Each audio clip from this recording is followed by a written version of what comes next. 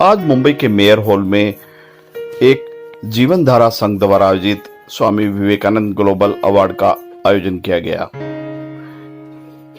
संस्था के राष्ट्रीय अध्यक्ष गोविंद पांडे द्वारा इसका आयोजन किया गया था।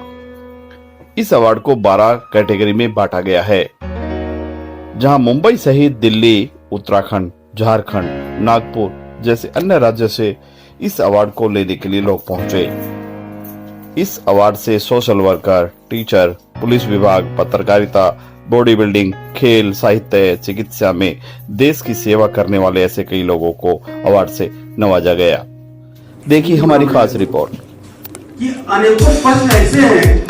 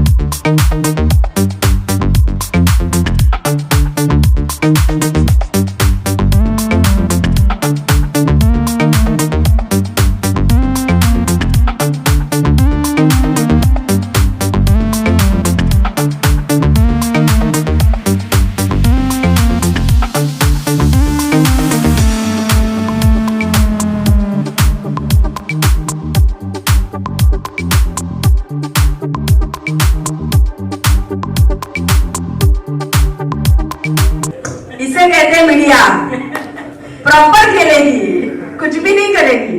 ये गोविंद भाई हैं जिनसे बहुत पाठक जी ने मेरी मुलाकात करवाई थी। कहाँ है रितेश पाठक? आ जाइए। जाइए पाठक सर ऊपर।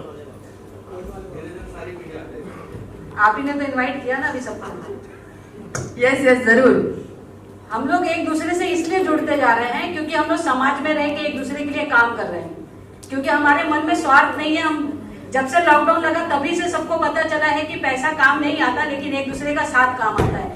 बहुत सारे ऐसे लॉकडाउन में बहुत से ऐसे लोग थे जिनके पास पैसा था लेकिन वो खा नहीं सकते थे, लेकिन इनके जैसे लोग ही थे जो घर घर जाकर, चाहे हाई फाई सोसाइटी रही हो या झोपड़पट्टी रही हो, ऐसे कई सारे जगह थे जहाँ पर गोविंद भाई ने बहुत सारी हेल्प पहुंचाई।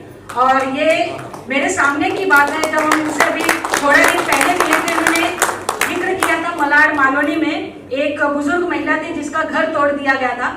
हालांकि वो उनके परिवार के लोग थे जो वो चीज हड़पना चाहते थे, और ये एक बाहर का लड़का होके उनको अपनी माँ बनाकर उसने उनके लिए लड़ाई लड़ी। तो ये सबसे अच्छी चीज मेरे लिए, क्योंकि जो निस्वार्थ भाव से अगर खड़ा रहता है दूसरे के लिए, हम उसके साथ हैं, चाहे वो प्रिंट मीडिया हो या इलेक्ट्रॉनिक मीडिया हो या सोशल मीडिया हो, हम सभी आपके साथ हैं। गोविंद भाई आप ऐसे ही आगे बढ़िए। थैंक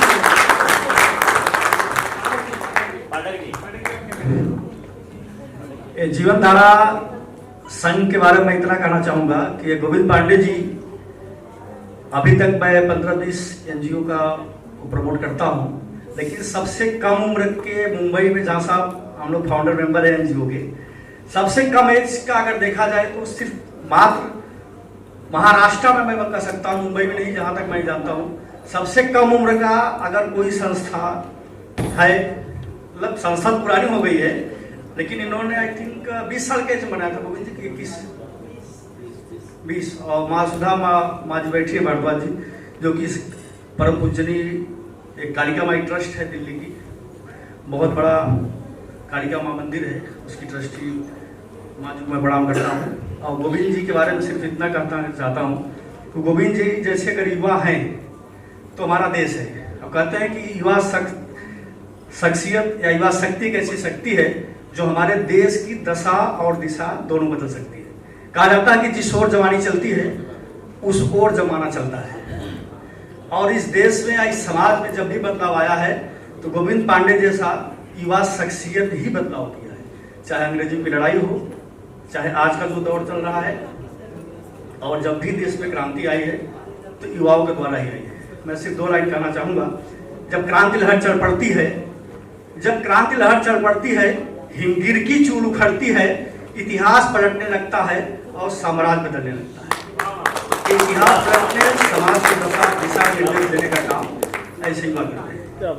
वक्त बहुत कम है, मैं पत्रकार होने के नाते 2 लाइन कहना चाहूँगा कि यदि कलम कहीं गिरवी रख दूं, यदि कलम कहीं गिरवी रख दूं तो हाथ कलम में कर देना।